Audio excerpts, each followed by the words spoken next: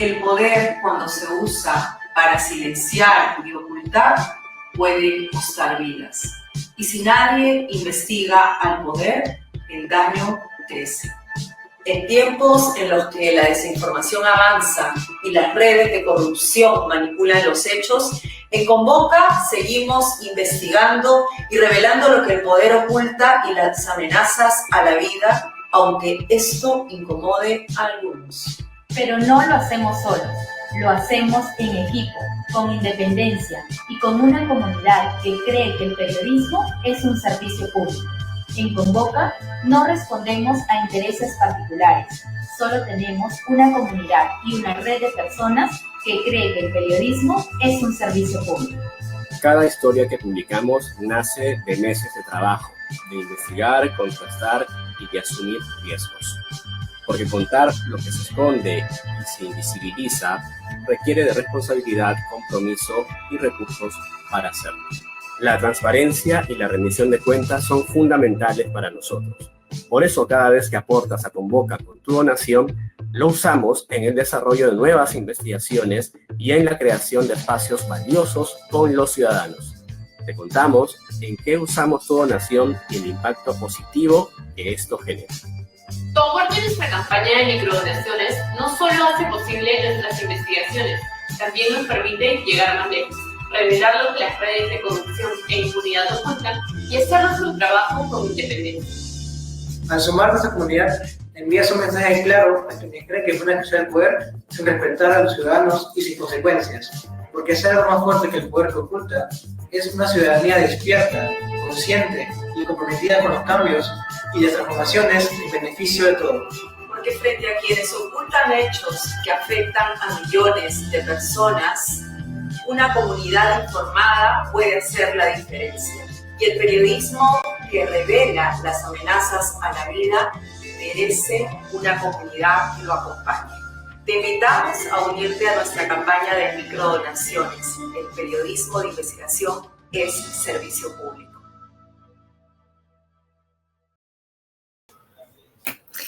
Bien, muchísimas tardes, muchísimas gracias. Gracias a todos por conectarse ya son las 12:03 acá por Lima. Yo soy Milagros Salazar, periodista y directora de Convoca, y les doy la bienvenida, una cordial bienvenida a este programa Convoca en Vivo, medio de comunicación dedicado a la investigación periodística y al análisis de datos desde el Perú, y trabajamos en alianza con periodistas de otros países en América Latina. Y el programa de hoy está centrado en que podamos conversar sobre un nuevo reportaje que ya está en portada en Convoca, que tiene que ver con las iniciativas legislativas, los proyectos de ley de José Gerí cuando era congresista, y ahora que es presidente de la República, es sumamente relevante poder conocer cuáles eran las iniciativas de José Gerí, dónde estaban sus intereses políticos para impulsar las normas. Nosotros en Convoca hemos revisado 70 iniciativas de José Gerí para poder analizar qué contienen estos proyectos de ley. Y sobre ello vamos a conversar en la primera parte del programa.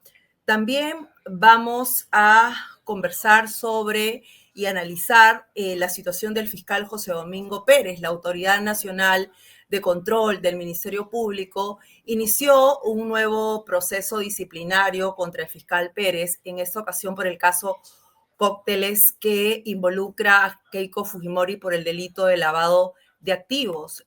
Esta resolución es del 10 de octubre, pero recién ayer se lo notificó al fiscal Pérez sobre este inicio del proceso sancionador.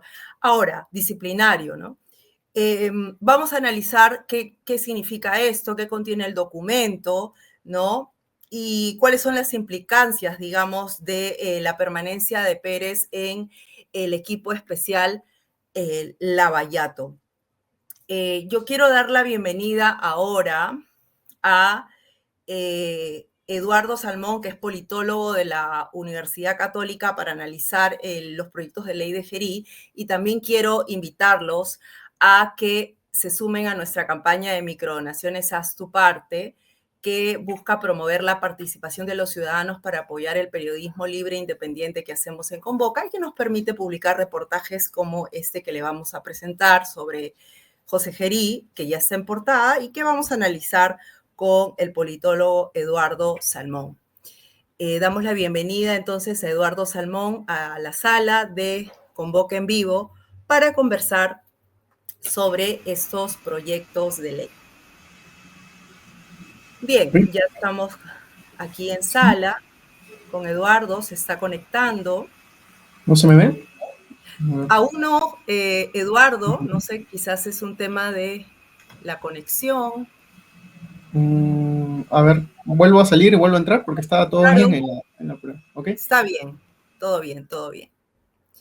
Bien, entonces, para poder ir colocando en contexto el tema,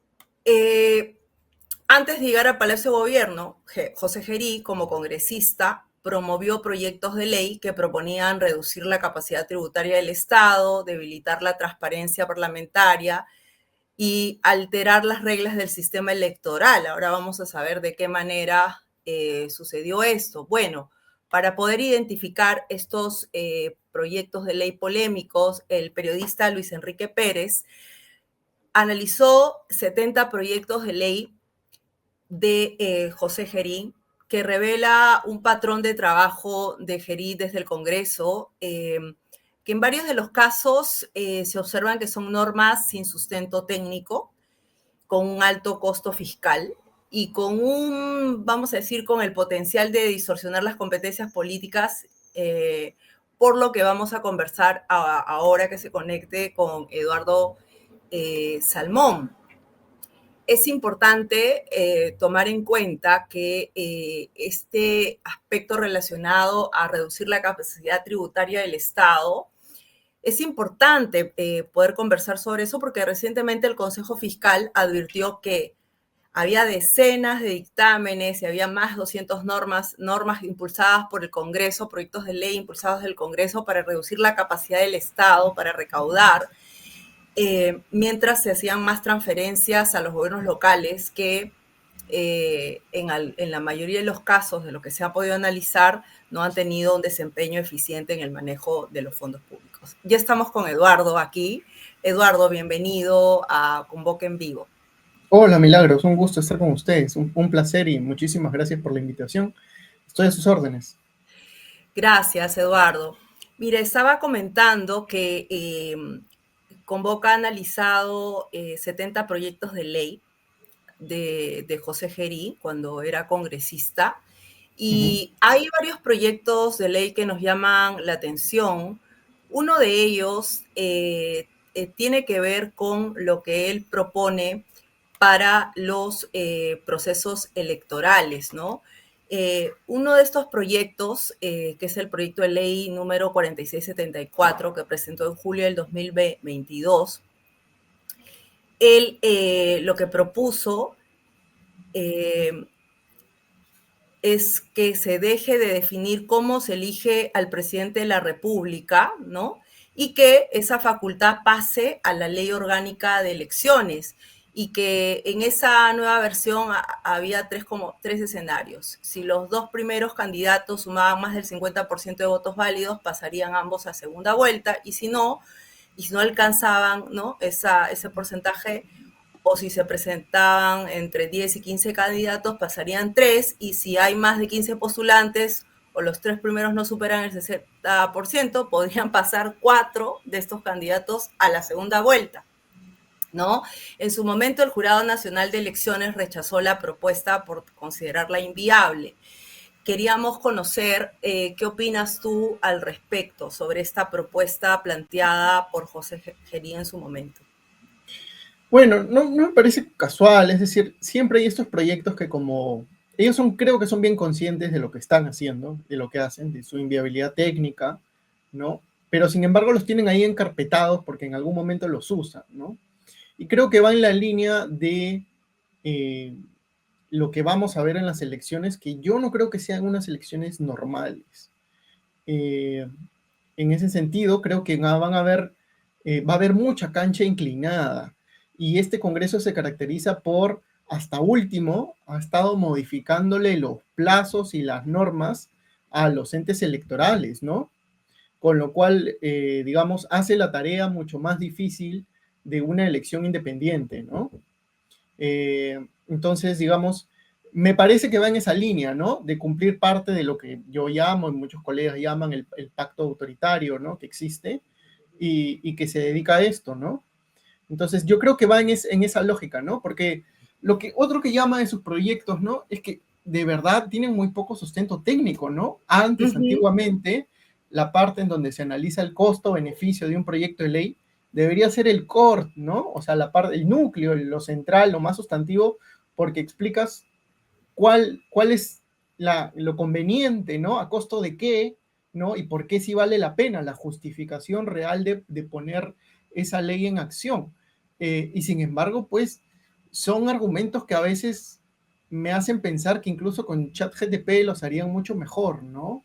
Con un pequeño prompt harían muchos mejores proyectos de ley, ¿no? Entonces me hace ver sus incapacidades, ¿no?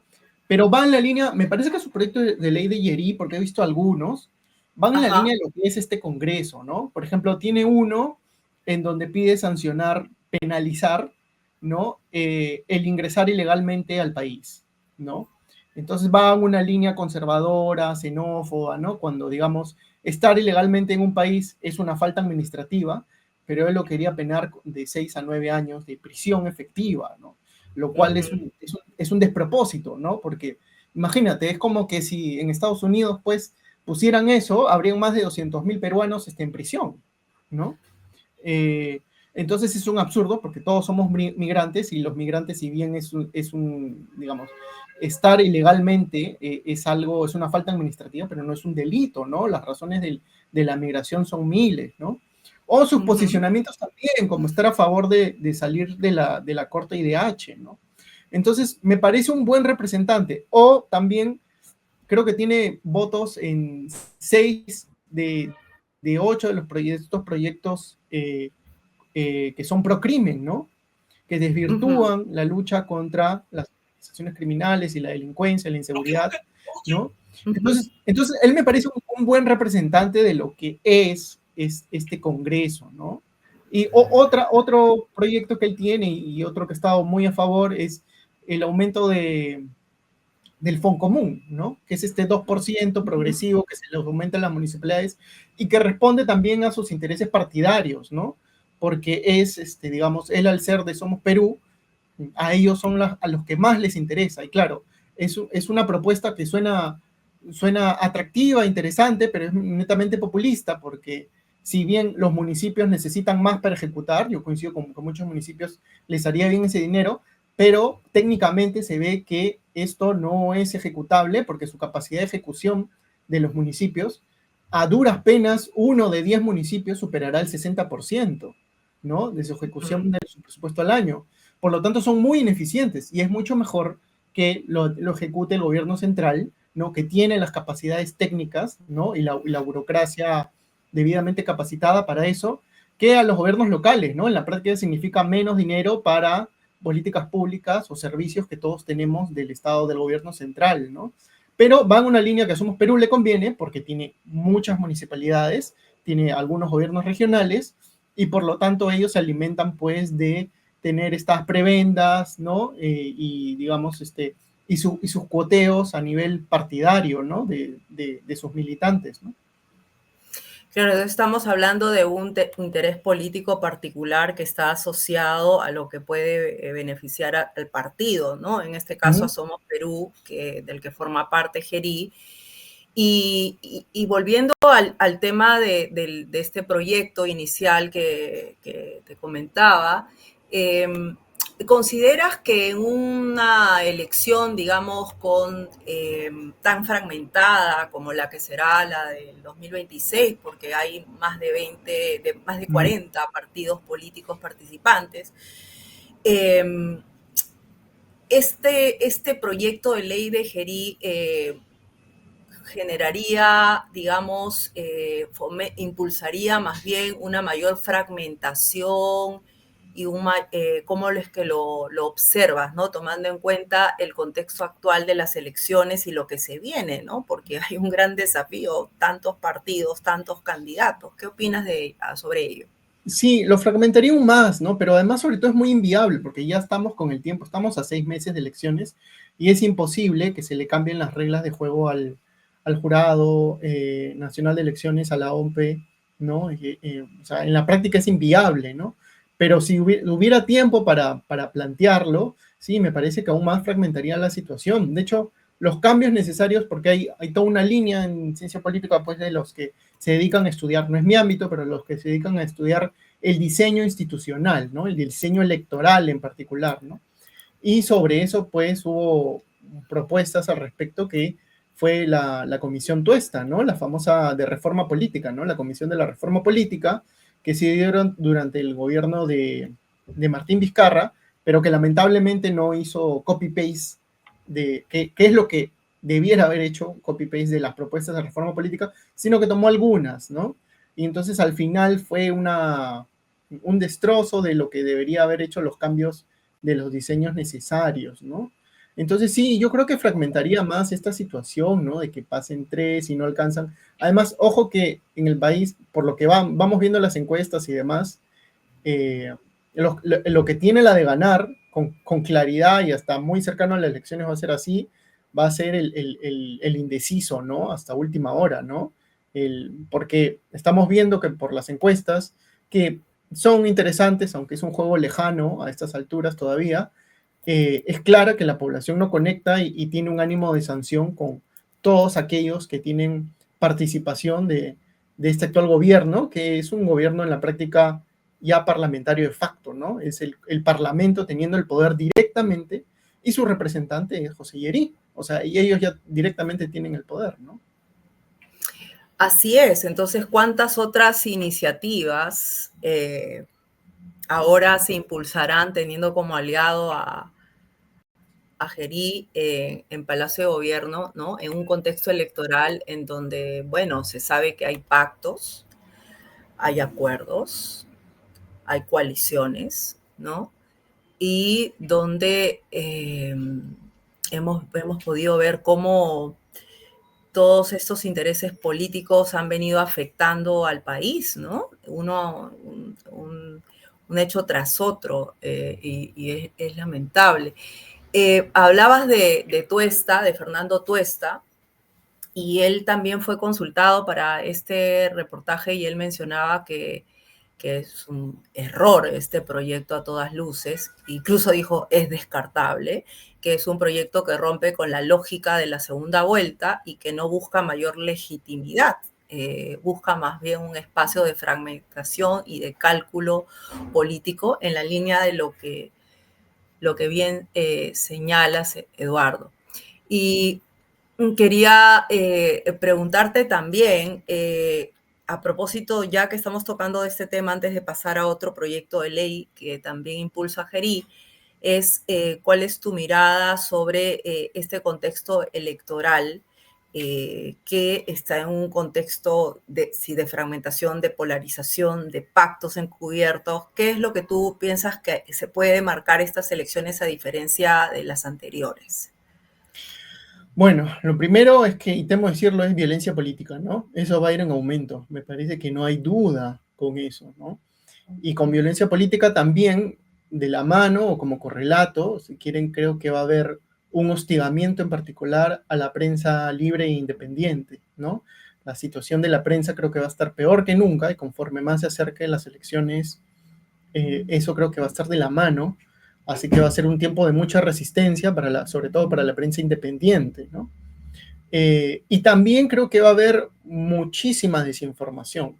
O sea, creo que la inteligencia artificial va a tener un papel importante, ¿no? Y va a correr muchísima desinformación por todos los medios, ¿no? Ya lo hemos visto, con Rafael López Aliaga se dio un plumazo de lo que se viene, ¿no? Cuando incluso hicieron con inteligencia artificial a esta periodista la recrearon como que si estuviera destrozando los trenes, ¿no? Por dentro. Entonces yo creo que vamos a tener mucho de eso en particular. Y lo otro es que creo que va a ser una elección, digamos, con poca legitimidad, ¿no? Es decir, yo creo que la gente es muy consciente que si bien va a ir con un ánimo de sanción, también va a ir siendo más conciencia de que está casi igual ir a elecciones, ¿no? Porque el sistema te produce más o menos lo mismo. Es decir, podrás con la campaña y con el ánimo de sanción descartar a los 10 o 8 grupos parlamentarios que actualmente tienen el poder, ¿no? Pero con eso te libras 10 de como 36, ¿no? Entonces, igual tienes una tarea enorme y que el sistema te produce más o menos lo mismo, ¿no? Porque no tenemos aparatos partidarios fuertes, no existen, son cascarones en su mayoría, ¿no? Y con mucho ánimo de prebenda, ¿no? Así que también vamos a tener eso, va a haber esa desazón combinado con esta sensación de que ya no se puede cambiar nada. Entonces, incluso yo estoy muy preocupado y creo que hay que cuidar muchísimo, por ejemplo, las pocas instituciones informales o formales que quedan de resguardo del clima democrático. Por ejemplo, señalo un punto que me pareció importante, que dijo el profesor Daryan también, de cuidar mucho a las encuestadoras, ¿no? Por ejemplo, ¿no?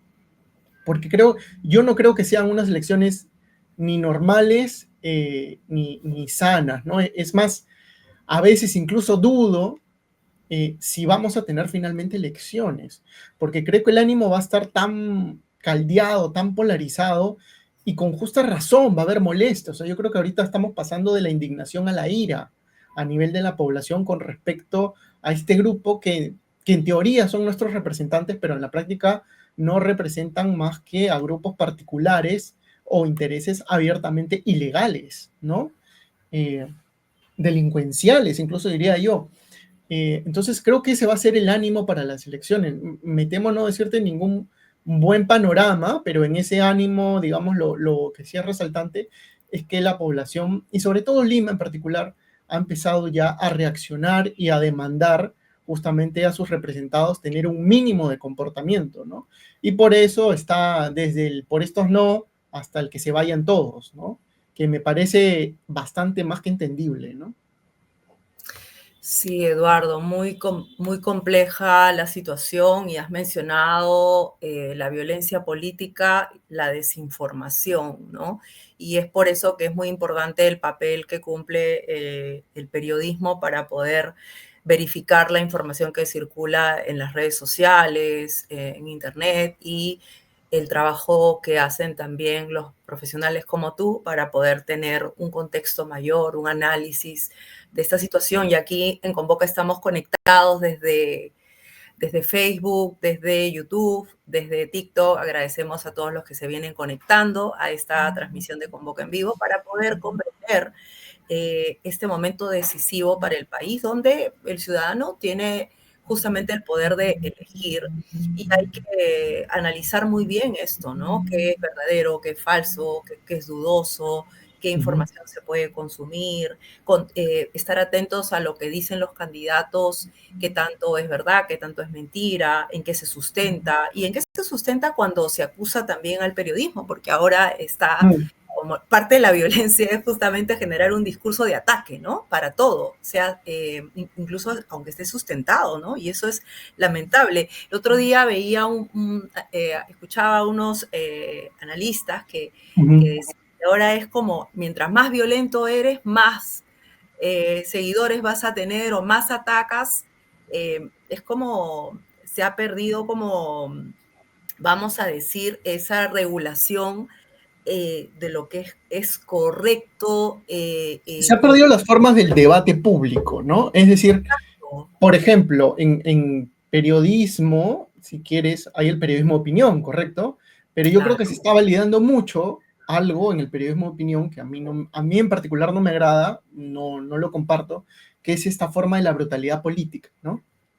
Que a mí me parece tremendo, porque, digamos, normaliza el adjetivizar, normaliza el agravio, ¿no? Y sin que eso sean muy conscientes que te ponen en el mismo plano, desde mi punto de vista, con aquello que dices criticar, ¿no? Y simplemente te pones como que en tu escalafón moral, ¿no? O que tu posición vale más, cuando lo que deberías ver es el trasfondo del argumento, porque creo que la democracia se defiende desde sus formas democráticas, ¿no? Y, por ejemplo, la brutalidad política me parece que comunicacionalmente renuncia a eso, ¿no? Por eso que sí, hay mucho, los streamings, por ejemplo, ¿no? Tienen mucho de eso, ¿no? Que todo está hecho pensado en el clickbait, ¿no? En sacar el pequeño segmento, ¿no? El viral para TikTok, ¿no? De los 30 a 20 segundos, y muchas veces estas formas son dichas adredes para generar escándalo, para generar el RT, ¿no? El compartir, y no pensados en comunicar con responsabilidad, ¿no? Porque finalmente los comunicadores también deberían tener cuenta, independientemente si sean periodistas o no, que como comunicadores tienen una responsabilidad social, ¿no? Pero muchos de esos no lo toman en cuenta. Y bueno, hay también, hay que decirlo, en el periodismo hay espacios que no son periodísticos, fungen de periodistas, pero son muy operadores políticos, ¿no? Y los vemos con claridad, ¿no? Entonces, por eso que, claro, la sociedad civil, la población muchas veces está confundida o también tiene validez para criticar al periodismo, ¿no? Yo, por ejemplo, prendo señal abierta y lo que vuelvo a hacer es apagarlo, porque de verdad me da mucha cólera cómo nos creen tontos, ¿no? Cómo asumen discursos, ¿no? Por ejemplo, toda esta campañita que ha habido, que a mí me parece una campaña abierta, en tratar de minimizar por lo menos el asesinato de este chico hip hopero, ¿no? Truco, ¿no? Y tratar de darle la vuelta a algo que, digamos, debería ser un horror, una vergüenza absoluta en la Policía Nacional, porque justamente, si bien tienen ellos el monopolio legítimo de la fuerza, debe ser proporcional y regulado, ¿no? Y molesta mucho, porque tú ves una película cualquiera, ¿no? Por ejemplo, estas militares o series policiales, y lo que ves es que cuando se salen un mínimo del reglamento, un detalle, se le viene un problemón burocrático al policía o al militar, ¿no? Y la serie misma te muestra cómo el Estado es muy regulador, ¿no? Y muy castigador con alguien que es parte de la ley y que se sale un poquito, un margen, un ápice de la ley, ¿no? Mientras que acá vienen con este discurso que no, que en el primer mundo, no sé qué primer mundo ven, ¿no? Lo primero que hace se te dispara, y no es así, ¿no? Policía que hace eso en el primer mundo, más bien, digamos, termina fuera de la policía y encima termina sentenciado y en prisión, ¿no? Entonces, así es. siempre hay manuales de Interesante. Sí. Eduardo, parece que la conexión sigue como un poco traviesa. Tu imagen está congelada, te escuchamos perfectamente y eso ha ayudado muchísimo. Pero, ¿qué te parece si de repente... ¿Puedo entrar? Claro, y mientras vamos retomando acá, okay. Yo estoy acá con la audiencia esperando, vamos a esperar un ratito a Eduardo, pero Eduardo ha mencionado algo muy importante, la brutalidad política en el sentido de la violencia que hay y estos choques cada vez más exacerbados con quien piensa diferente, ¿no? Yo estoy muy atenta como periodista a lo que se escribe, se comenta en las redes sociales, porque es parte de mi trabajo, y me pregunto cuán tolerantes somos con quien piensa diferente, porque lo que muchas veces veo son adjetivos, ataques, calificativos de aquí y allá. Ya vino Eduardo, que bueno, lo hemos recuperado acá con video también, ¿no? Estábamos escuchándolo muy bien, pero bueno, a veces pasa en la conexión. Entonces, estaba hablando de esta brutalidad política, todo lo que mencionabas, y sí es cierto también, incluso el periodista que discrepa con un político puede hacerlo con evidencias, con información y no necesariamente con el ataque, con calificativos.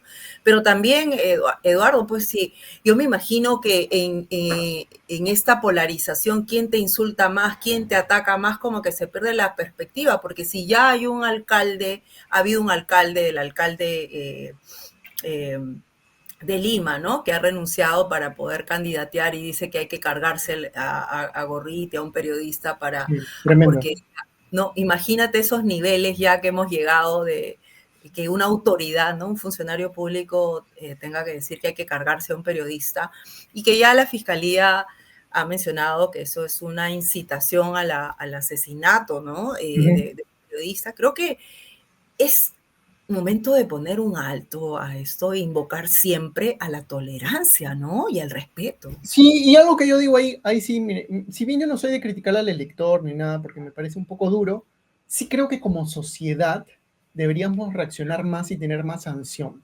Que creo que eso le pone límite a los políticos que no sucede acá. Por ejemplo, yo no estoy pidiendo que le tiren huevos a alguien, ¿no? Ni que le tiren piedras, ni mucho menos, pero sí debería haber un costo social más alto. Por ejemplo, que su familia inmediata no lo quiera ni ver tras dar esas declaraciones. O que los círculos en donde vaya, clubs, no sé, lugares públicos, o qué sé yo, tengan pues acciones de scratch mucho más fuertes sin ser agresivas, ¿no? Por ejemplo, si va a un restaurante, que los que vayan al restaurante se paran y se van, porque no pueden estar al lugar con esa persona.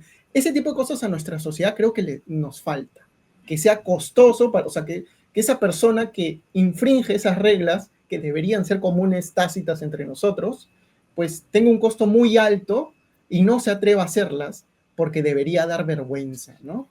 Entonces, eso es algo que creo que a la sociedad peruana le falta muchísimo, ¿no? Porque a veces en esta cultura, pues, del gritar alto, ¿no? O del adjetivo, es como que al que lo hace más faltoso lo aplauden, ¿no? Y eso es algo que nos falta cambiar como sociedad, ¿no? Y ahí sí yo soy un poco más crítico de la sociedad peruana en particular, ¿no? Creo Así que es. Así es, esto es un reflejo de lo que somos como sociedad, ¿no? Y en ese sentido, no tiene que, y eso pasa desde el debate público por un tema político hasta con quien te encuentras en la calle, ¿no? En el medio del tráfico, o cuando vas a comprar al supermercado, o sea, en verdad, o al mercado, o sea, siempre es como, ¿qué estamos haciendo respecto a cómo esa forma de convivir, ¿no? claro, Y de que esas, haya tolerancia, ¿no? esas leyes informales tácitas, ¿no? Que deberían estar más inculcadas, ¿no? Por ejemplo, antes, no sé, pongo un ejemplo trivial, pero que me parece, pues, estaba normalizado como que, y hasta aplaudido, como agarrarte caramandungas en un supermercado, ¿no? Ya, eso debería dar vergüenza, pues, debería molestar. Y alguien cuando lo escucha se ríe, lo aplaude, ¿no? O le dice, pues, yo también lo he hecho, ¿no? O sea, y es lo que a mí me llama muchísimo poderosamente la atención desde lo social, ¿no? Más que desde lo político. Creo que hay cosas que debemos superar y que, bueno, tienen que ver más con la educación y demás, que lamentablemente hemos tenido una involución en todo ese aspecto, ¿no? Así es, Eduardo. Eduardo, volviendo al tema de Gerí, quería bueno, compartir con la audiencia y contigo sobre este otro proyecto de ley que tiene que ver con las exoneraciones tributarias y como sabemos ya el Consejo Fiscal pues ha alertado a una conferencia de prensa esta semana diciendo que cada año el Perú va a perder como 35.000 millones de soles con leyes que deja este Congreso porque como que ha triplicado la cantidad de normas que ponen en riesgo la sostenibilidad financiera del país y en ese sentido cobra mucha relevancia este proyecto de ley que ha impulsado Gerí desde el Congreso. Es un proyecto de ley, el proyecto de ley 1541, que buscaba exonerar por 90 días el cobro del impuesto selectivo al consumo, pero dice algo particular, en casos de conflictos bélicos internacionales o coyunturas internacionales similares, ¿no? Entonces, la gran pregunta y la gran interrogante, y el propio MEF, el Ministerio de Economía y Finanzas, dijo, este texto es vago, pues no define quién debía declarar una coyuntura bélica, ¿no? Y qué criterios se tomarían para considerarlas, y que la medida beneficiaría sobre todo a los sectores con mayores ingresos. Y también alertó un precedente similar, un decreto supremo anterior que costó al Estado 333 millones de soles mensuales, ¿no? En su momento. Entonces, la particularidad es que pese a estas advertencias, el proyecto de Gerí fue exonerado de dictamen por la Junta de Portavoces y pasó directamente al Pleno sin evaluación técnica ni revisión de la Comisión de Economía, ¿no? Y es muy importante porque uno se pregunta, ¿y qué pasó por la cabeza de Gerí? ¿Qué pasa con la solidez técnica? ¿Y qué pasa con el impacto que puede tener? Y también a quién beneficia esto, ¿no? Claro. Y recordar que la Comisión de Economía, presidida por el Partido Fuerza Popular y bueno, impulsado por Somos Perú, acá más o menos salen ciertos nombres interesantes también. ¿Qué opinas tú al respecto? Lo que ahí más se ve es que simplemente esos son proyectos a pedido, ¿no? O sea, hay una práctica informal, y esto también lo he comentado antes. Los congresistas tienen un sueldo formal, ¿no? Que es entre 26,000 y 27,000 soles, ¿no? Pero en realidad yo estoy seguro que ese no es el premio gordo de los congresistas, ¿no? Debe haber toda una práctica informal, ¿no? En donde ellos deben tener sus escalas, pues, o sea, su ingreso formal es los 26,000, pero debe haber, por ejemplo, unos, no sé, de 2,000 a 5,000 que sea por mochar el sueldo, ¿no? A sus trabajadores. Debe haber otro ingreso fijo por presentación de proyectos de ley ad hoc, ¿no? Otro monto fijo por tipo de votación, ¿no? Abstención o en contra o a favor, ¿no? Como que debe haber un tarifario, un mercado informal de todo esto, porque lamentablemente como ellos no representan un partido sólido, no hay algo programático básico, en realidad responden a sus clientes, sus financistas, ¿no? Y a quienes quieran comprar, pues, sus posiciones o motivaciones en el Parlamento, ¿no? Entonces, lo cual te hace ver que está subvertido el sistema representativo, ¿no? Porque ya no está representando a una parte de la sociedad, sino a intereses muy particulares, a grupos clientelares específicos o incluso a organizaciones criminales, brazos de organizaciones criminales específicos, ¿no? Entonces, esa es la lamentable realidad. De hecho, fue Hildebrand, si no me equivoco, en el último Hildebrand en sus 13, dijo que Gerí, creo que a través de un chat entre directores, creo, de un ministerio, se decía que Gerí cobraba 200,000 por votación, creo, ¿no? 200,000 soles, si no me equivoco, no sé si 20,000 o 200,000 soles por votación, ¿no? Esa fue la última pepa de Hildebrand en sus 13, ¿no? Entonces, esto corrobora algo que se piensa mucho, pero poco se ha estudiado, porque no hay esas pruebas que ya son más de carácter ya no de ciencia política, sino de fiscalía, como digo yo, ¿no? Y de penalistas, donde realmente hay toda una práctica informal, ¿no? Y eso nos hace ver todo lo subvertido que está el sistema, ¿no? Por eso a mí me preocupa mucho en qué va a acabar todo esto, ¿no? La verdad. Muy bien, gracias, Eduardo. Compartimos tu preocupación. Te agradecemos por haberte conectado y por ser parte de Convoca en Vivo en esta entrevista y seguro vamos a volver a conversar sobre otros temas o esto mismo. Cuéntanos si hay alguna reflexión final sobre lo que hemos conversado para que nuestra audiencia te escuche. Bueno, yo creo que no dejen de indignarse, ¿eh? Y creo que lo mínimo que merecen todos estos personajes que tenemos ahorita es una sanción, porque ya lo que decías del Consejo Fiscal, nos están llevando, o sea, hay una mezcla aquí de camino entre, nos están llevando por un lado Venezuela por la autocratización y por otro lado nos están llevando con el déficit fiscal a Alan 1, ¿no? A ese camino vamos.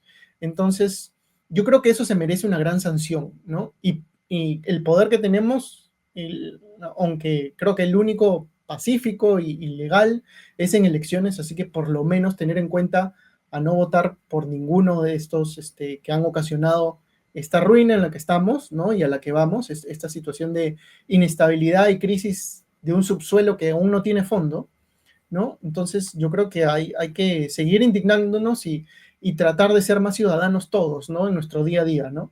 Otra vez se colgó, creo, la imagen, pero bueno, ya cierro con eso y muchísimas gracias. A mí me pueden seguir en mis redes, pero sobre todo también estoy con Eliana Carlín, mi colega que es politóloga, los miércoles en una cuenta en Compitas, que es @NCHCPerú en X, lo que ahora es X, antes Twitter, y todos los miércoles hacemos space a las 10 de la noche, así que nos pueden seguir por ahí. Y muchísimas gracias nuevamente, Milagros, y a Convoca, ¿no? Que sigan haciendo más y mejor periodismo. Muchas gracias, Eduardo. Muy interesante todo lo que has compartido acá, tu análisis. Y bueno, sigan en las cuentas de redes sociales de Eduardo, esta iniciativa que tiene el programa en el Space y en X, por supuesto. Ahí vamos a estar atentos a lo que se pueda analizar de este contexto político. Eduardo, muchísimas gracias y hasta otra oportunidad. Muchísimas gracias, un fuerte abrazo. Cuídense. Un fuerte abrazo. Chao, chao. Gracias. Bien, ha sido Eduardo Salmón, politólogo de la Universidad Católica y quien ha analizado las iniciativas de ley, los proyectos de ley de José Gerí. Y ahora vamos a proyectar en pantalla el reportaje que ya está en portada para poder conocer cuáles son esos polémicos proyectos de ley de José Gerí, que van desde la exoneración de impuestos, como para el impuesto selectivo al consumo, por cuestiones como el tabaco, las bebidas alcohólicas, los juegos de azar, conflictos bélicos, proyecto, por decirlo menos, extraño, que ha sido cuestionado por el MEF, pero que en este contexto del Consejo Fiscal, que ha alertado que hay un sobrecosto para el Estado peruano por cientos de iniciativas de ley que se vienen impulsando desde el Congreso. Y también hablábamos con Eduardo sobre esta iniciativa respecto a impulsar 4 candidatos en la segunda vuelta, que también propone Gerí. Y hay otro proyecto de ley más, que, bueno, hay varios, pero en Convoca hemos hecho una selección de los más relevantes. Otro intento de modificación de las reglas políticas que afectaría la transparencia pública. Tiene que ver con lo siguiente, que es el proyecto de ley número 1646, que lo que busca es modificar el reglamento del Congreso bicameral para exonerar de debates en comisiones a los proyectos de ley de asuntos presupuestales, con pedido de urgencia. O sea, un pase así libre, ¿no?, para aprobar estos proyectos, que el debate justamente lo que promueve es que haya contrapeso, que haya transparencia, ¿no?, que se pueda decidir de manera responsable la aprobación de presupuesto, ¿no? Y lo que él dice es que se busca agilizar, pues, la aprobación de estas leyes, para lo cual propone la modificación del reglamento que va a regir en el próximo legislativo bicameral. Así que atentos a esta iniciativa y ver qué es lo que, si es que lo va a aprobar este Congreso, o bueno, se va a aprobar este Congreso para que rija en el legislativo bicameral. O sea, que estar atentos en estas elecciones por todo lo que se puede venir con todo esto que se impulsa desde el Congreso. Mientras estamos distraídos con ciertos temas en el debate público, hay que prestar atención a estos temas de fondo. Y en Convoca estamos analizando este tema porque hemos hecho un reportaje sobre el tema y con evidencia y con documentación podemos a ustedes informarles y analizar el tema, ¿sí? Ahora, bueno, luego de invitarlos a que puedan ingresar a convoca.pe, ingresar a este reportaje, ¿no?, de Luis Enrique Pérez y sacar su propia opinión, con el análisis también de Eduardo Salmón, que nos acompañó en el programa. Ahora vamos a pasar a otro tema muy importante, que está relacionado al fiscal José Domingo Pérez. Hoy hemos conocido desde muy temprano que ayer, 22 de octubre, fue notificado el fiscal Pérez del inicio de un nuevo proceso disciplinario de parte de la Autoridad Nacional de Control del Ministerio Público, ¿no? Es un proceso disciplinario contra Pérez por dice el documento, falta muy grave en el caso Cócteles, por el que Pérez investigó a Keiko Fujimori por delito de lavado de activos, ¿no? Ahora, esta resolución es del 10 de octubre, como ustedes pueden ver en pantalla, y la notificación es de ayer 22 de octubre. Pérez tiene 5 días hábiles para poder responder, para presentar sus descargos, ¿no? Y es posible, pues, dentro de las sanciones que pueda ser suspendido una vez más, porque ya la Autoridad Nacional de Control en abril decidió suspender a Pérez, ¿se acuerdan? En ese tiempo, Pérez no pudo cobrar honorarios. Una suspensión de un fiscal significa que él no puede trabajar en nada. ¿Y de qué va a vivir? Del aire, más o menos, ¿no? Eso es como la orden, si es que se mantiene en el cargo, porque lo otro es que el fiscal, cansado y harto, decida renunciar y decir, me voy porque de algo tengo que comer, de algo tengo que vivir, y si no me pagan y me ponen investigaciones, acciones de control, ¿no? Y me están hostigando, prefiero pues irme, ¿no? Entonces, eso es también parte de la evaluación que hará el fiscal Pérez, porque ya este caso respecto a Cócteles y Keiko Fujimori viene desmontándose desde diversos operadores, ¿no? Para que el caso quede a foja cero, y ya sabemos que esta semana también el Tribunal Constitucional aprobó, precisamente dio luz verde para que todos los actos iniciados en este proceso del caso Cócteles quede nulo, ¿no?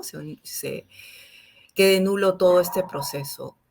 Y vamos a poner en contexto toda esta situación, porque ¿quién está a cargo de la Autoridad Nacional de Control? Pues está a cargo de Fernández Gerí. Y Fernández Gerí ya ha trascendido que hay un audio, ¿no?, que supuestamente involucra a Fernández Gerí con el abogado de Fuerza Popular Cristian Salas. En ese audio, presuntamente, Salas le pide a Gerí la destitución de José Domingo Pérez, ¿no? Y en su momento, cuando Gerí aprobó la suspensión de Pérez en abril de este año, ¿qué dijo Pérez? Pérez dijo algo que 6 meses atrás, ¿no? Ahora estamos en octubre, dijo algo que tiene sentido al conocer hoy esta nueva decisión de la Autoridad Nacional de Control. Pérez dijo, mi suspensión es por un pacto ilícito entre la entre la Autoridad Nacional de Control y Fuerza Popular. ¿Qué dijo Pérez? Mi suspensión es por un pacto ilícito entre la Autoridad Nacional de Control y Fuerza Popular para sacarme del caso Cócteles. Y ahora este nuevo proceso contempla o suspensión o destitución. O en cualquiera de los dos casos. En el primer caso de la suspensión es orillarlo a la renuncia, y en la destitución pues es sacarlo definitivamente del caso y ya, que no forme parte pues del equipo especial Lavallato. Es muy importante estar atentos a ello, y también recordemos que nosotros entrevistamos a Pérez recientemente, el martes, ¿no? Y en esa entrevista, Pérez dijo algo muy interesante. Dijo, mientras que a otros fiscales los amenazan los extorsionadores, a mí me amenaza la clase política, ¿no? La clase política y sus operadores, porque hay cosas que se dicen y hay otras cosas que se actúan por lo bajo. Tenemos que estar atentos a estos hechos para poder ver cómo se debilita el sistema de justicia, porque ciertos políticos se sienten incómodos, empiezan a emprender sus estrategias para poder frenar todo aquello que vaya en contra de sus intereses, porque recordemos, estamos en un contexto electoral, Fuerza Popular va a participar en las elecciones para una campaña política, pues resulta mucho más, vamos a decir, estratégico y necesario decir, yo ya no estoy investigada por lavado de activos, a mí el Tribunal Constitucional me dio la razón, soy inocente, cuando las pruebas y las evidencias son claras y está ahí todo lo que ha dicho Jorge Barata sobre los aportes ilícitos de Odebrecht a la campaña electoral de Keiko Fujimori. ¿Podrá ser o no lavado de activos eso? Eso es un tema que va en el canal jurídico. ¿Hay evidencias de que Keiko Fujimori recibió dinero de Odebrecht? Sí, abunda. Y eso está demostrado. Y eso es lo importante y eso es lo que nosotros debemos considerar, ¿no? Tomar en cuenta. Vamos a recordar, ahora Ronald Pacotay nos va a recordar con este video lo que dijo José Domingo Pérez respecto a las evidencias que hay sobre los aportes de campaña de Odebrecht a Fuerza Popular. Adelante. Lo que dijo el fiscal Pérez, por supuesto. Yo les invito a que revisen en el internet la declaración de Jorge Barata, que dio en el juicio del caso Metro de Lima, que determinó la condena de los exfuncionarios del gobierno aprista. Y ustedes van a escucharlo al propio Jorge Barata decir que entregó el dinero tanto a Ollantumala como a la señora Fujimori para su campaña. Doctor Pérez, en la acusación contra Keiko Fujimori sobre los aportes de Odebrecht, ¿cuáles son las evidencias que confirman esta recepción del dinero ilícito de Odebrecht para las campañas electorales de Keiko Fujimori? Mire, hay muchas, pero sé que su público es interesado y es acucioso. Yo les invito a que revisen en el internet la declaración de Jorge Barata, que dio en el juicio del caso Metro de Lima, que determinó la condena de los exfuncionarios del gobierno aprista. Y ustedes van a escucharlo al propio Jorge Barata decir que entregó el dinero tanto a Ollantumala como a la señora Fujimori para su campaña. Esto es innegable, están ahí las pruebas. El dinero que procede de la Caja 2 permitió la condena del señor Ollantumala. La justa expectativa, por un principio de predictibilidad que se conoce en la justicia, que ante dos situaciones con características comunes la consecuencia sea la misma, la fiscalía esperaba que se condenara también a la señora Fujimori. Y ahí están los elementos de prueba. Acá nadie ha negado que los aportes se han dado. El día de ayer en la conferencia que dijo la señora Fujimori, prestigiosos empresarios dieron el dinero para la campaña. Millones, por poner un caso, el señor Dionisio Romero, $3.650.000, dinero que no era de él, dinero que era de otra persona jurídica, del Banco de Crédito. El señor Dionisio Romero no es el Banco de Crédito, el señor Dionisio Romero es un directivo en el Banco de Crédito. El dinero son de los accionistas, de los socios, de los ahorristas, de los que finalmente confían en esa institución. El señor Dionisio Romero tenía la prohibición legal de dar dinero a actividades políticas porque lo establece la ley del sistema financiero.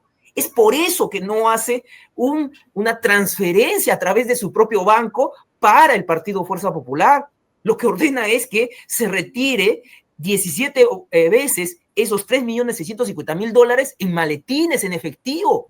Y en la casa de uno de sus directivos se reúne con la señora Fujimori y le da bolsa en mano ese dinero.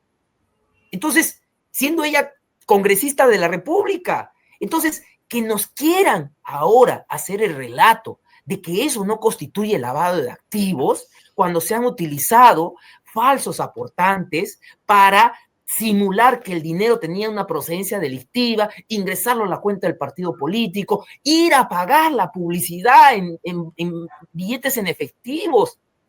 Entonces, los que nos quieren vender esa historia, los que nos quieren relatar otra verdad, lo pueden contrastar con las evidencias que la Fiscalía ha ido recabando en el desarrollo de esta investigación. Entonces, ahí están. Finalmente la Fiscalía cumplió su labor. ¿Cuál es la labor de una Fiscalía? Llegar a la verdad. Y la verdad está puesta ahí para que la sociedad lo conozca. La injerencia del Tribunal Constitucional lamentablemente afectó que pueda ser declarada culpable quienes han incurrido en estas prácticas totalmente reprochables. Bien, ahí hemos escuchado claramente al fiscal José Domingo Pérez, que en esta entrevista con Convoca explicó cómo fue el mecanismo de recepción del dinero para las campañas electorales de Keiko Fujimori. Está Odebrecht, está el señor Dionisio Romero, ¿no? Y cómo se entregaba ese dinero en maletines. Así que información y evidencias concretas sobre la recepción del dinero de Odebrecht existe. Y eso es lo que tenemos que recordar. También esta semana entró a la tribuna pública el tema de Tía María. Los líderes del Valle del Tambo, de Arequipa, llegaron a Lima para poder dar una conferencia de prensa. Esa conferencia de prensa se realizó ayer en la Coordinadora Nacional de Derechos Humanos y con el abogado que los acompaña, ellos anunciaron que van a presentar una medida cautelar para poder poner en tela de juicio y todo lo que significa el inicio del proyecto Tía María, porque el 13 de octubre el director general de Minería, ya con el gobierno de José Gerí, se aprobó el inicio de las operaciones del proyecto de cobre Tía María, que está a cargo de Sauder Corporation. Es muy importante recordar que ya este caso tiene larga data, más de 10 años, ha habido heridos, hasta fallecidos por las protestas sociales contra este proyecto, porque no tiene legitimidad de un sector de la población en esta zona de Arequipa. Lo que piden los líderes es que sean escuchados por las autoridades del gobierno para que puedan responderles cuáles son los argumentos para la aprobación de este inicio de operaciones, debido que un aspecto crucial es el tema del agua, ¿no?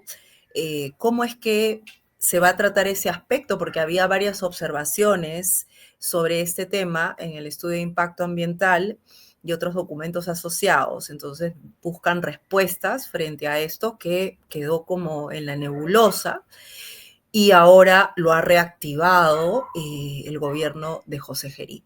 También tenemos un artículo en convoca.p donde se narra, se cuenta estos pedidos de los líderes sociales. Hay quienes nos preguntan por qué tienen que ser escuchados estos líderes, ¿para qué más? ¿Para qué los vamos a escuchar? Que el proyecto se haga sí o sí. ¿Y por qué Convoca también decide hacer artículos de este tipo escuchando a los líderes sociales? Porque es importante escuchar a los líderes sociales y no solo a las empresas y no solo a los políticos. Es importante que quienes no tienen acceso al poder de manera directa, como sí lo puede tener una empresa, una gran empresa, el periodismo, que tiene una función social, se ocupa de dar cuenta de lo que piensan diversos sectores de la población y a través de lo que ellos señalan, nosotros poder también exponer estas demandas sociales. El periodismo cumple una función social. El periodismo es servicio público, no solo informa sobre lo que piensa el poder político y el poder corporativo, también lo que piensan los ciudadanos, aunque cierto sector de la sociedad no concuerde con este otro sector de la sociedad. Sin embargo, es tan válida la opinión de los líderes sociales como la de un funcionario público, como la de un empresario. Es importante tomar en cuenta ello. Así que también ustedes pueden acceder a este artículo en convoca.p. Y queremos ya invitarlos para cerrar el programa a que se sumen a nuestra campaña de microdonaciones Haz tu parte. Acá está el código YAPE para que ustedes puedan aportar. Y también en la página web de Convoca, si proyectamos la página de Convoca, vamos al home, Paco, vamos a hacer el recorrido de cómo pueden entrar para hacer la donación. Si entras a convoca.p, te va a salir arriba, ¿no? Depende, si estás con PC, te va a salir como una banderita, ahí está, que dice Dona aquí, ¿no? Acá en portada ya vemos el reportaje de Gerí. Dona aquí, le das clic ahí. Ajá. Y luego de ello te va a aparecer las diversas opciones para poder donar. Si le damos clic, nos va a aparecer también en pantalla. Haz tu parte, apoya el periodismo de investigación. Y si seguimos bajando, ustedes ahí pueden ver diversas formas de donar a través de cuenta bancaria, también los diversos beneficios que puedes obtener por donar, por supuesto. Y hay una rendición de cuentas de todo lo que ingresa en estas microdonaciones. Y si estás en el extranjero, también puede ser vía PayPal, ¿no? Ahí están las cuentas. Registra tu donativo para que recibas tu reporte de cómo se usan las donaciones que realizas, ¿no? Que es importante la transparencia y la rendición de cuentas siempre, ¿no? Para actuar con responsabilidad. Y les agradecemos a quienes se vienen sumando a la campaña. Todo aporte que venga de parte de ustedes para seguir haciendo este trabajo que es demandante, que es difícil, pero que lo hacemos con mucho cariño y con mucha responsabilidad. Allí también pueden ver todos los premios que hemos ganado. Convoca ya ha ganado más de 20 premios nacionales e internacionales por hacer series investigativas. Tenemos un proceso editorial muy responsable, de principio a fin. Todo lo que se publica en Convoca tiene una fuente, tiene un sustento, tiene un proceso de revisión, porque creemos que el periodismo, si se hace bien, puede ser de gran valor para la ciudadanía, pero si se hace mal, también puede generar mucho impacto negativo para las personas, para cualquiera que sea, digamos, acusado de algo que no corresponde, ¿no? Y recordar que el periodismo de investigación revela hechos de interés público. Nosotros no somos fiscales, no somos la policía, no sentenciamos ni nos ocupamos de acusar, ¿no?